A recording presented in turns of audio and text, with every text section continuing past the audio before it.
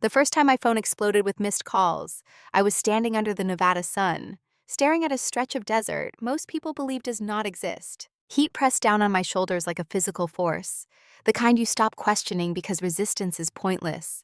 Facebook was still open in my hand, frozen on a shaky video from my sister's wedding reception.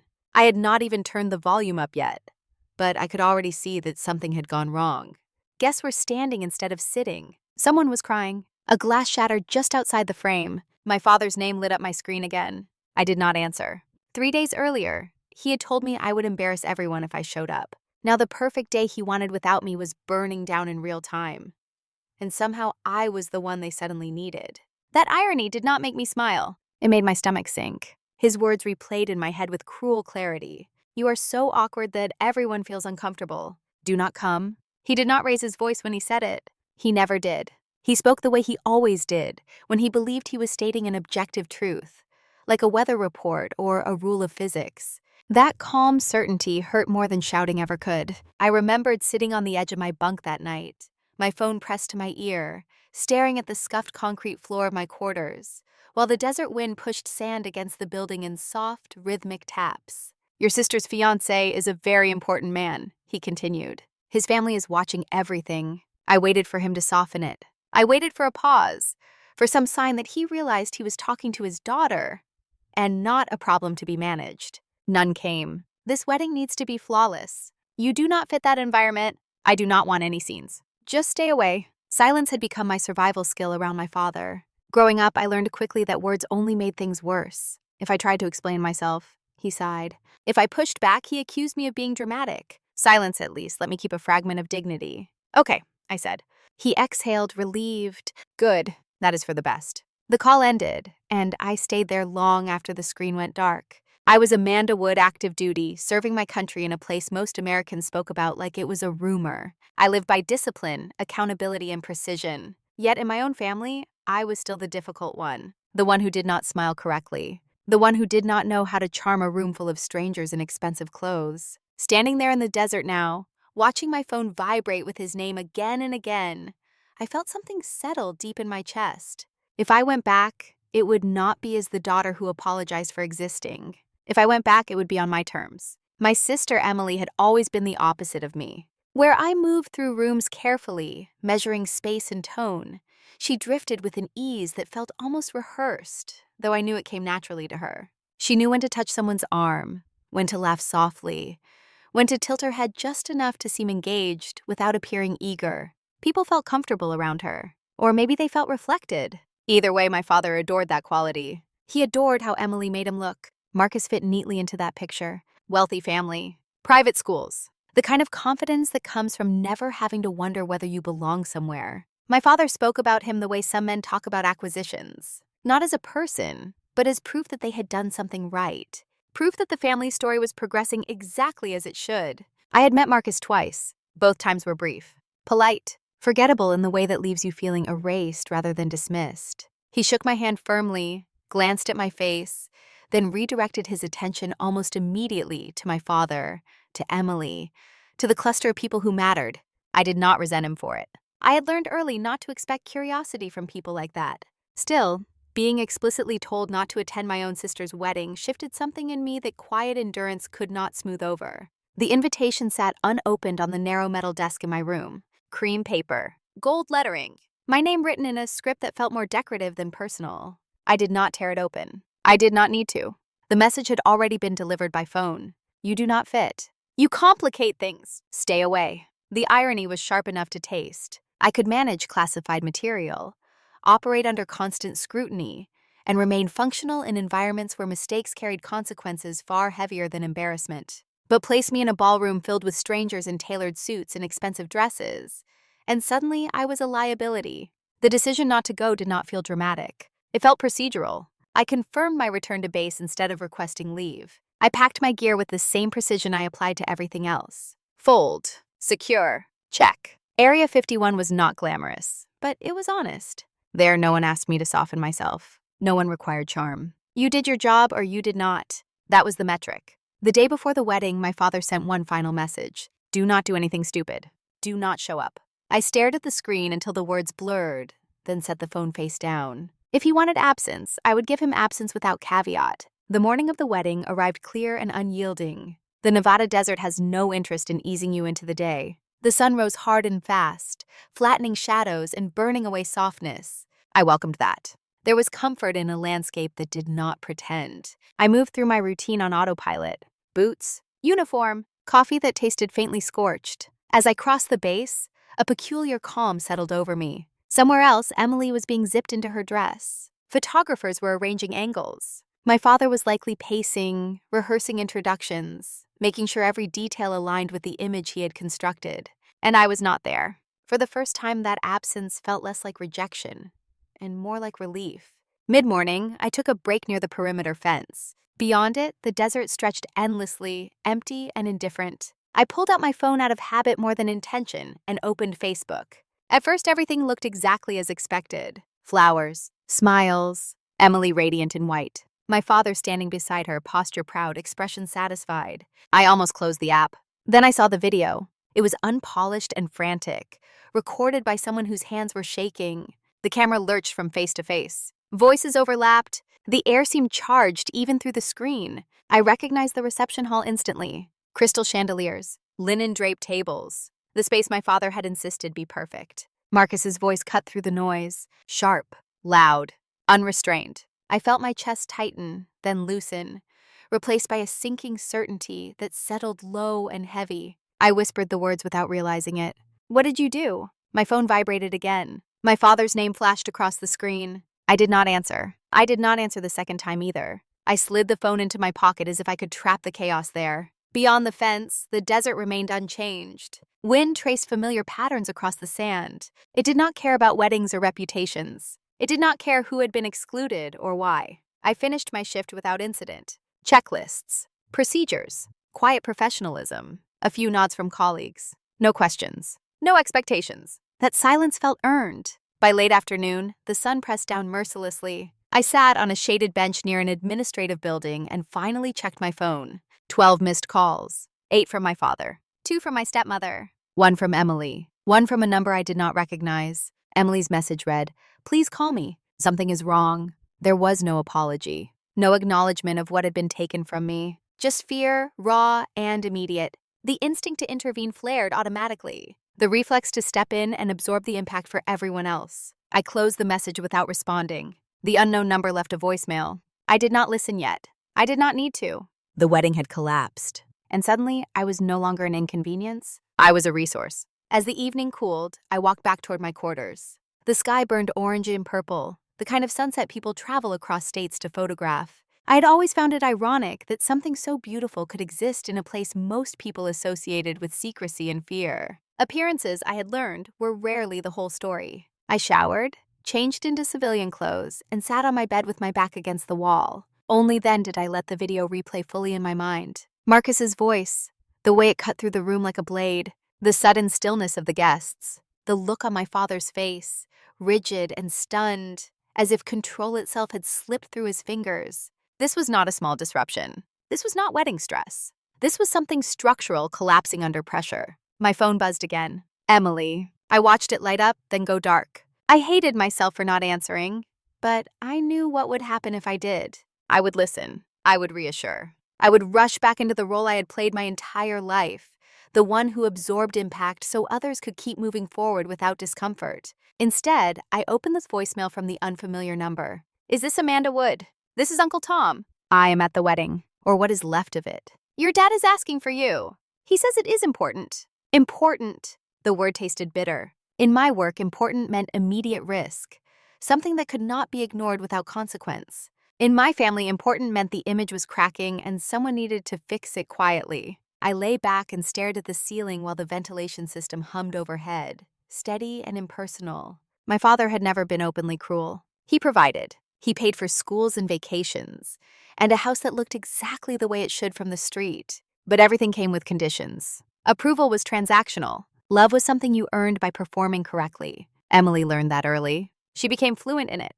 I never did. When I joined the military, my father had been proud at first. It sounded impressive when he told people. His daughter serving her country. That pride faded when he realized it did not elevate him socially. I was not climbing a corporate ladder. I was not marrying into money. I was choosing a life he could not control or display. Area 51 became my refuge, a place where competence mattered more than polish, where being quiet did not disqualify you from belonging. I picked up my phone again and scrolled through social media. The video had spread far beyond the wedding guests. Shares multiplied by the minute, comment sections filled with speculation and outrage. Strangers dissected my family like characters in a series they had just discovered.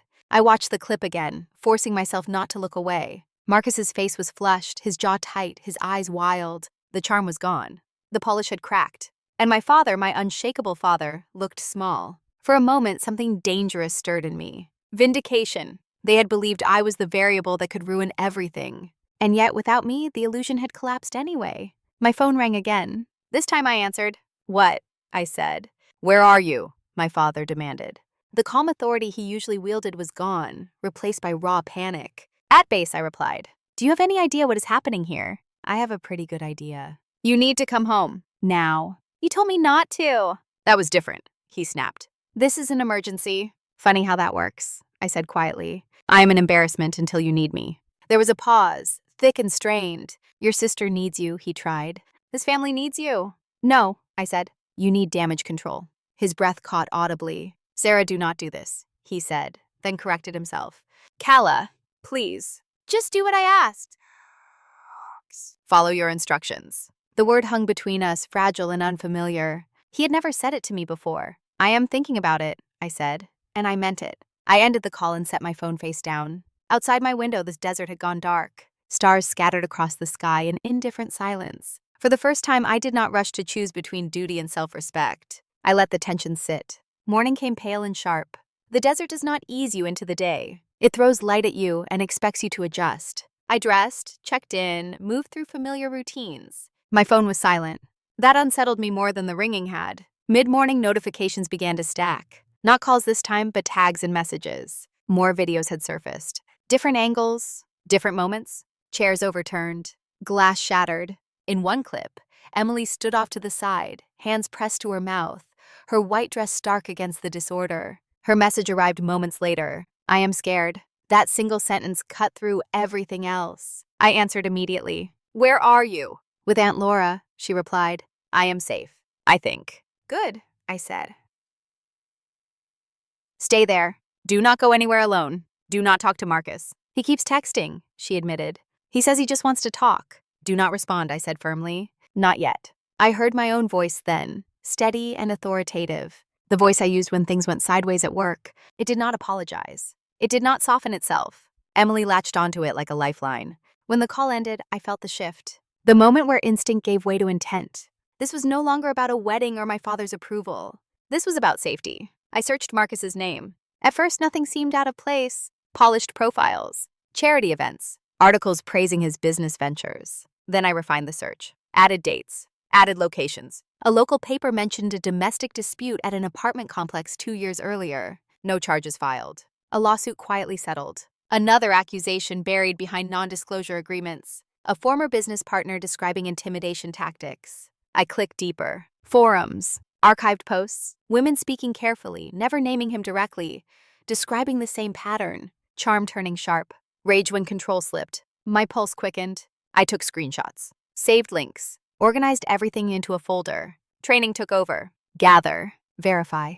Prepare. I booked a flight home. Not to smooth things over. To draw a line. The airport felt like a liminal space where time thinned out and emotions dulled just enough to stay functional. I moved through security on muscle memory. Shoes off. Bag zipped. Eyes forward. No one there knew why my jaw was tight or why my phone never left my hand. To them, I was just another traveler with a one-way urgency and a face that discouraged questions. On the plane, I took the window seat and watched Nevada recede into rust and bone. Somewhere below, the base folded back into secrecy, doing what it always did, holding still while the rest of the world made noise. I closed my eyes as the engines roared, the vibration pressing into my ribs like a reminder to breathe. My phone buzzed as soon as we leveled off. Emily texted. "He showed up at the house. Mom would not let him in. He is parked across the street." I sat up straighter. The calm I had been building snapped into focus. "Is he alone?" I typed. "Yes. He keeps texting. He says he just wants to talk." "Do not engage," I replied. "Call the police if he does not leave." "I mean it." A pause stretched. Then another message appeared. Dad says calling the police will make it worse. Heat flared behind my eyes. The same reflex I had seen my entire life. Manage appearances. Minimize reality. Hope danger would behave if ignored. It will only make it worse if you keep pretending this is normal, I wrote back. The typing bubble appeared, disappeared, then returned. Okay, I will tell Mom. I leaned back in my seat and forced myself to zoom out. I could not fix this from 30,000 feet, but I could prepare. I opened the folder on my phone and reviewed what I'd gathered. Articles, screenshots, timestamps, patterns. The story beneath the story. My father called. I let it ring until it stopped. Then deliberately I called him back. Where are you? He demanded, skipping any pretense of calm. On my way, I said. Landing tomorrow evening. Relief slipped through his voice before he masked it. Good. We need to coordinate. No, I replied. We need to prioritize. Sarah listened to me. Calla, I corrected. Marcus showed up uninvited. He is pressuring Emily. That is not a public relations problem. That is a safety problem. He just wants to explain himself. My father insisted. His family says he was provoked. Provoked by what? I asked. Being told no. Silence. I have been looking into him, I continued. This is not new. There are incidents. Settlements. People who learn to keep quiet. You do not know that, he snapped. I do, I said. And I have receipts. That stopped him. What do you want us to do? He asked finally. The edge dulled. I want you to stop trying to control the narrative and start protecting your daughter. I want you to stop taking calls from his family without legal advice. And I want you to accept that this is not going away. He sighed, long and tired. You always make things so complicated. No, Dad. I just refuse to make them small. When the plane landed, rain slicked the runway and blurred the world into muted grays. I took a ride straight to my parents' house, watching familiar streets slide past the window. The place looked exactly as it always had. Manicured lawn, warm lights, a careful calm that tried to convince you nothing bad could happen there. Inside, the tension was immediate. My stepmother hovered near the kitchen, eyes red. My father stood by the fireplace, hands clasped behind his back, jaw working. Emily was upstairs. You came, my father said as if surprised. I said I would, I replied. Where is he? Gone, my stepmother said quickly. For now, I echoed. Emily came down the stairs slowly, wrapped in a sweatshirt that swallowed her hands. She looked smaller than I remembered. Adrenaline drained, shock hollowing her out. She crossed the room and hugged me without asking. I stood stiffly for a second, then held her back. He has been texting nonstop, she whispered. He says I owe him a conversation. You do not owe him anything, I said, and you are not having that conversation. We need to be careful, my father interjected. His family has lawyers. They're already talking about defamation. Careful does not mean quiet, I said. You are not listening. I pulled my phone from my pocket and placed it on the table. This is what I found. Articles, screenshots, patterns laid bare. You saw money and polish and assumed character would follow, I said. You ignored the rest because it was inconvenient. Emily stared at the table, tears slipping free. Dad, she said softly. He scares me. My father's shoulders sagged. The fight drained out of him in that moment. What do you want to do? He asked her. I want it to stop, she said. I want him away from me. Then we document everything, I said. We set boundaries. We involve professionals who do not care about his last name. We met with the lawyer the next morning. She was direct and unimpressed. She listened to Emily without interrupting, asked clear questions, waited when Emily needed a moment. This is coercive behavior, she said. The public incident strengthens your case. So do the messages. By mid-afternoon, the paperwork was filed. Temporary restraining order requested. Documentation submitted. A line drawn where there had never been one before. That night, I slept on the couch, my phone charging within reach. I knew better than to believe silence meant surrender. Silence from men like him was recalibration. I left before dawn. The house was quiet, in the way it only becomes after a decision has been made. Not peaceful, not yet, but settled. Lines had been drawn. Words had been said that could not be taken back. I packed my bag without ceremony, the same way I packed for every return to base. Deliberate, efficient, honest. The email came through just after sunrise. Temporary restraining order granted.